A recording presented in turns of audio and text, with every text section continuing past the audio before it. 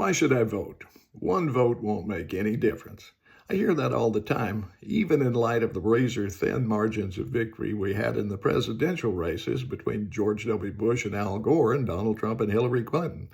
Fortunately, Biden had a conclusive victory over Trump, leaving the Mango Mussolini with only ridiculous claims of electoral malfeasance to soothe his wounded ego.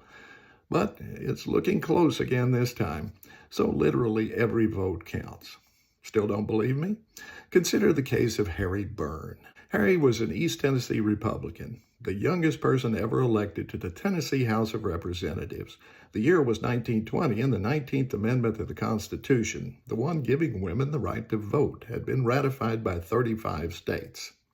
4 others had been called on to hold legislative votes on the amendment, but only the state of Tennessee agreed to do so. If the measure failed in Tennessee, the proposed amendment would be dead and women would not get the vote. The Tennessee Senate ratified the amendment, so it fell to the House for the final vote.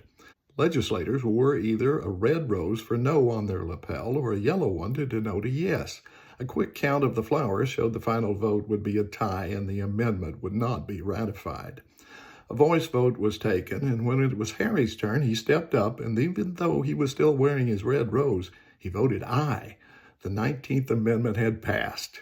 The House erupted in chaos, and Harry was chased around and around the chamber by his outraged fellows until he managed to climb out a window and hide in the attic of the Capitol building until the heat was off. After the dust settled, Harry appeared at a news conference the next day to explain why he'd voted as he did. He displayed a note he'd received from his mother just before the vote, asking him to be a good boy and give her the vote. How could he refuse?